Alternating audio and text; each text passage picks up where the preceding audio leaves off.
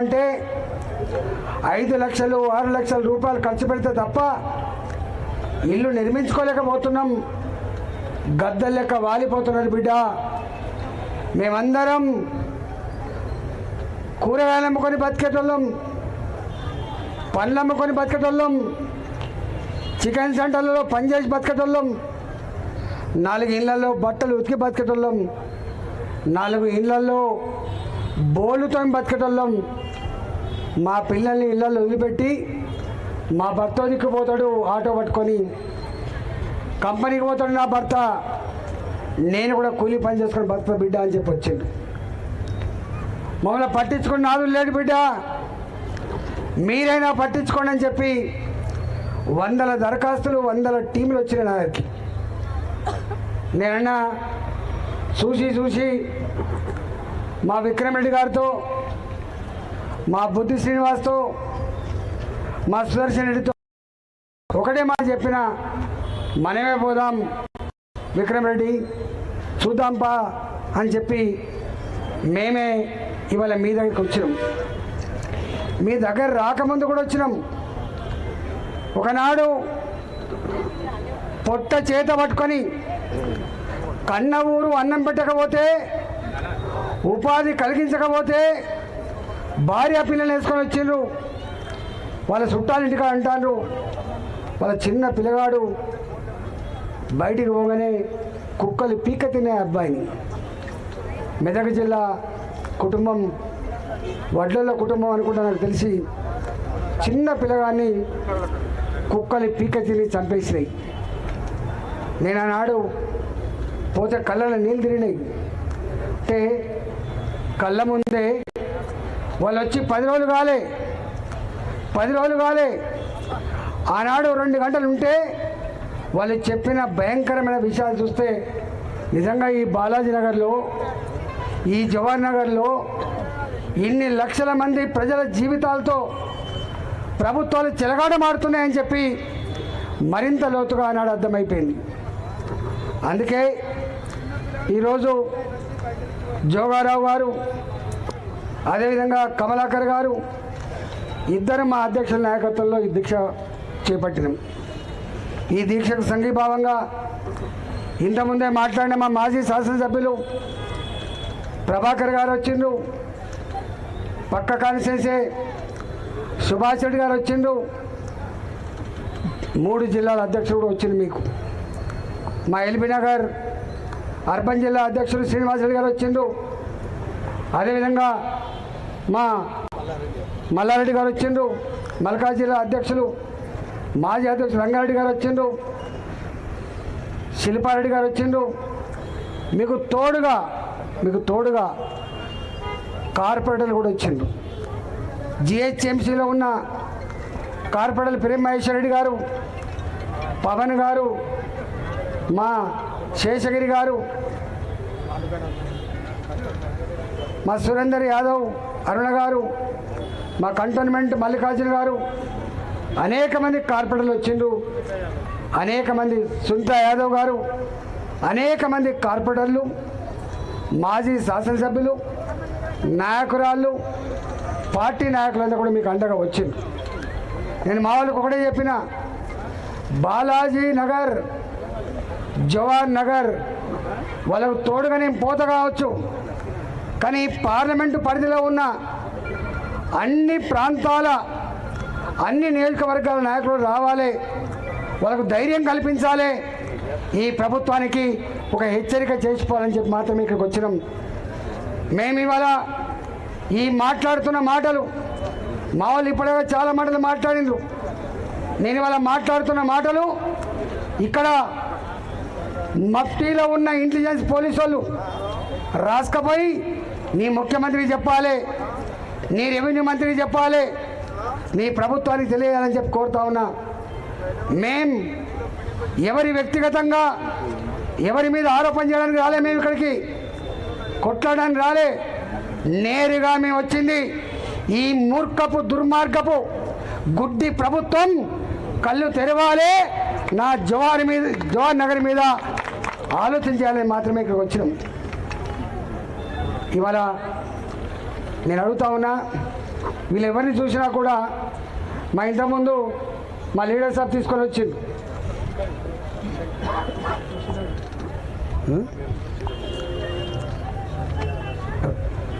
రషీదా బేగం, నేను ఒక్కరి కన్నా ఒక్కరి మెడలో కూడా తులం బంగారం లేదు, ఒక్కరి మెడలో తులం బంగారం లేదు. ఎవరి వీళ్ళంతా కూడా ఇంతమంది వీళ్ళు చెప్పిండ్రు, ఒక్క తెలంగాణ మాత్రమే కాదు, ఆంధ్రప్రదేశ్ మాత్రమే కాదు, దేశంలో ఎక్కడ ఎవరికి ఉపాధి లేకపోయినా పొట్ట చేత పట్టుకొని వచ్చే అడ్డ నేను ఇంతకుముందు చెప్పినట్టుగా జవహర్ నగర్ అని చెప్పి మనం చేస్తూ ఉన్నాం. ఇక్కడికి వస్తే ఇక్కడ డంప్ యార్డ్ ఉంటుంది. ఈ డంప్ యార్డ్ వల్ల నాకు తెలిసి ఎవరు కూడా ఏమాత్రం ఉపాధి ఉన్నా, ఏమాత్రం కొంచెం మంచి జీవితం ఉన్నా బాలాజీ నగర్లో ఎవరు ఉండరు.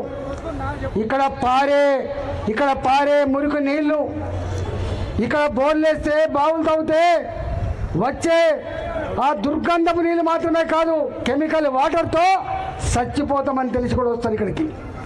ఇక్కడ వీచే గాలి పీల్చుకుంటే దవాఖానల పాలవుతామని తెలిసి ఇక్కడ ఆ డంప్ యార్డ్లో వచ్చిన పురుగులన్నీ కూడా శరీరం మీద వాళ్తే దద్దులు వస్తాయి.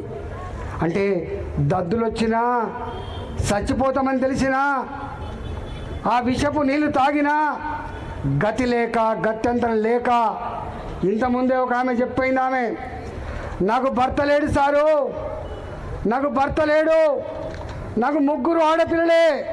24 ఏళ్ల క్రితం వచ్చిన జోష్న ఆమె పేరు రోజా. నేను వచ్చిన ఈ కాలనీ ఇప్పటి కాలనీ కాదు, 24 ఏళ్ల క్రితం నేను ఇక్కడ 30 గజాలలో ఇల్లు కట్టుకున్నా. నాకు ఇప్పుడిప్పుడే 3 బిడ్డలు పెద్దోళ్ళు అయింది, వాళ్ళకు కొంచెం పెద్దోళ్ళు అయింది కాబట్టి దానికి కొంచెం రేకుల షెడ్డు నుంచి స్లాబ్ వేసుకుందామని చెప్పి అనుకున్నా. కానీ నా ఇల్లు నా కళ్ళ ముందే కూల్చేసిండ్రు. నేను కాళ్ళ మీద పడ్డ వాళ్ళ కాళ్ళ మీద పడ్డ నేను నా స్టవ్ అనేది తీసుకొనియండి, నా బీరువా తీసుకొనియండి, నా బట్టలు బయట తీసుకోమని చెప్పి కాళ్ళ మీద పడ్డా. కానీ కనికరించలే ఆ దుర్మార్గులు, కూలగొట్టిపోయిందని చెప్పి ఏడిచింది ఆమె. అరుంధతి నగర్లో గదే జరిగింది. ఇవాళ ఇక్కడ అనేక ఇళ్లకు నేను వచ్చిపోయినా. నేను అడుగుతా ఉన్నా, 30 గజాలలో 60 గజాలలో ఇల్లు కట్టుకుంటాడు ఉన్నోడా లేనోడా? మూర్ఖుల్లారా, కనబడతలే అని చెప్పి అడుగుతున్నా. ఇంత మా ప్రభాకర్ ఒక మాట చెప్పిండు, బంజారా హిల్స్లో ఒక్కొక్క ఎకరం 50 కోట్లు, 60 కోట్లు, 100 కోట్లు గా భూములని నీ పార్టీ నాయకులు, డబ్బున్నోళ్ళు, కలిగినోళ్ళు, ఇవాళ అధికారంలో ఉన్నోళ్ళు ఆక్రమించుకుంటే దాన్ని రెగ్యులరైజ్ చేయడానికి ఇంతకుముందు చెప్పినట్టుగా జీవో నంబర్ 58, జీవో నంబర్ 59లో వాళ్ళ ల్యాండ్ 6 ఎకరాలు ఉంటుంది. కానీ 20 మంది పేరిట, 30 మంది పేరిట చిన్న బిట్లుగా చేసి వారికి రిజిస్ట్రేషన్ చేసావు కదా కొడుక. ఇవాళ ఈ 30 గజాలని 60 గజాలని ఇల్లు కొలగొట్టి వాళ్ళ బతుకులలో మట్టి కొడితే నీకు ఏమాత్రం న్యాయం అవుతుందా నా కొడుక? వాళ్ళ కన్నీళ్ళు, వాళ్ళ ఉసురు తగలదారా నా కొడుక అని చెప్పి అడుగుతా ఉన్నాయి. నేను సంవత్సరం అవుతుంది ఇక్కడ కలిసి, సంవత్సరం నుంచి కంటి మీద ఎప్పుడు కొనుక్కులేదు. మొట్టమొదలు ఓ హైడ్రాని తెచ్చిపెట్టిండు. మేమనుకున్నాం ఈ హైడ్రా వచ్చినాడు ఎవడైతే బాగా పెద్దోడు ఉన్నాడో, ల్యాండ్ గ్రాబర్స్ ఉన్నారో, ల్యాండ్ మాఫియా ఉందో, బ్రోకర్లు ఉన్నారో వాళ్ళ దగ్గర నుంచి భూములు గుంజుకుంటారేమో అని చెప్పి అనుకున్నాం మేము. కానీ వాళ్ళు పడ్డది ఎక్కడా? వాళ్ళు పడ్డదల్లా నా సూరారం బస్సు మీద పడ్డారు వాళ్ళు, నా అరుంధతి నగర్ కాలనీ మీద పడ్డారు వాళ్ళు, నా అస్మత్పేట బస్తీ చెరువు పక్క బండి కట్టుకుని ఇళ్ళ మీద పడ్డారు.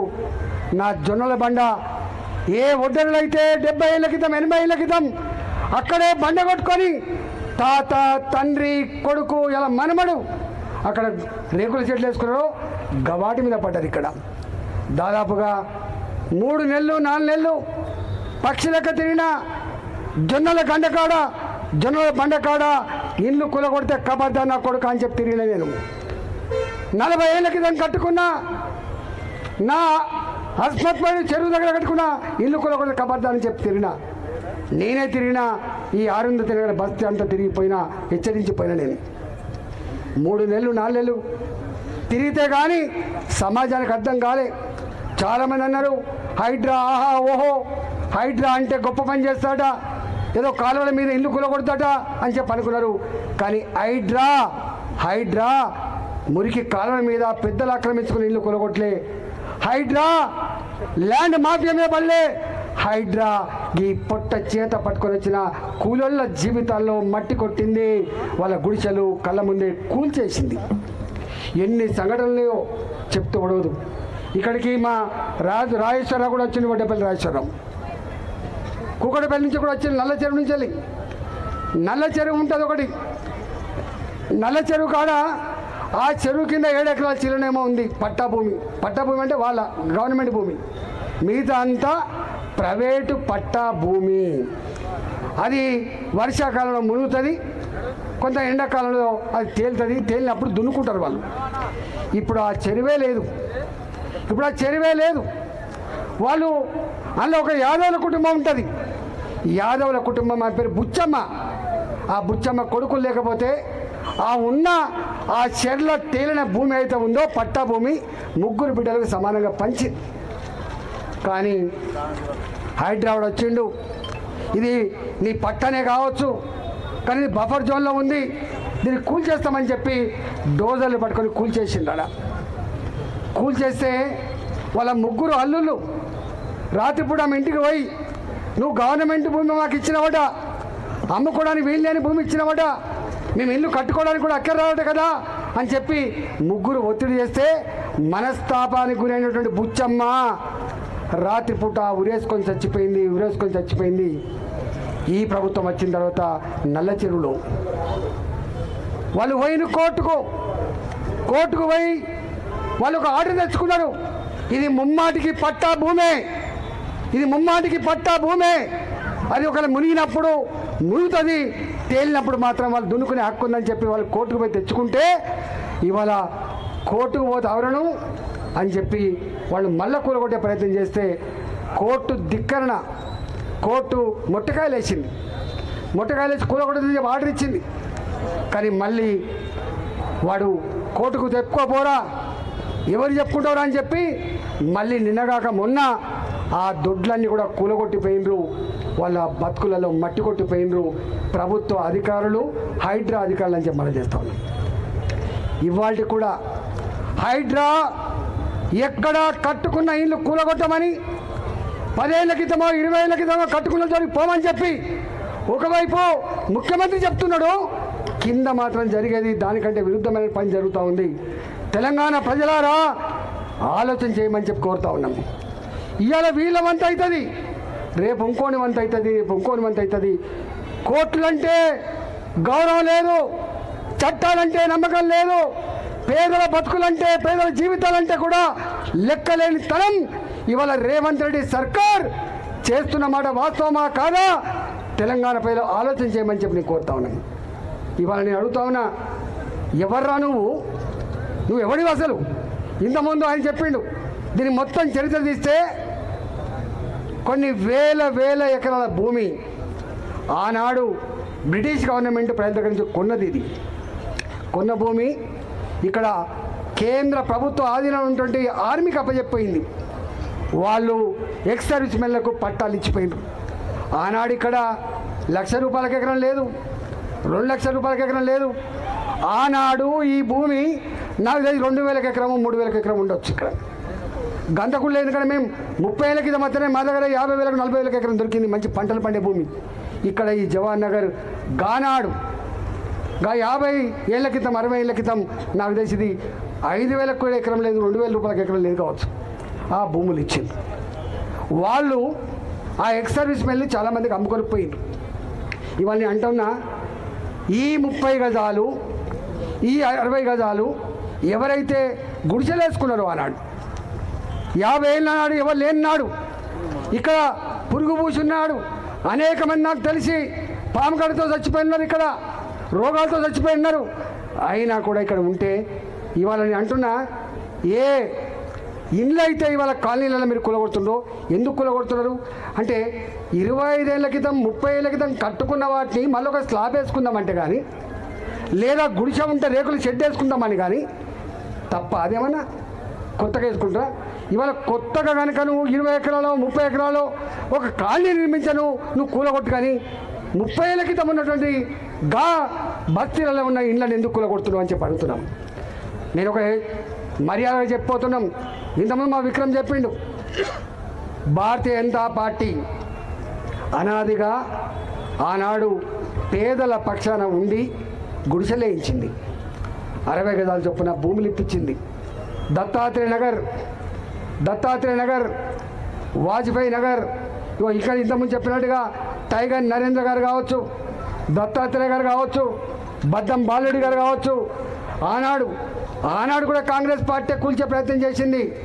1994లో అప్పుడు జనార్దన్ రెడ్డి ముఖ్యమంత్రి ఉన్నప్పుడు ఉన్నట్టున్నది. ఆనాడు కూలగొట్టే ప్రయత్నం చేసిండ్రు. 2000 ఇళ్ళు కూల్చిపోయిండ్రు.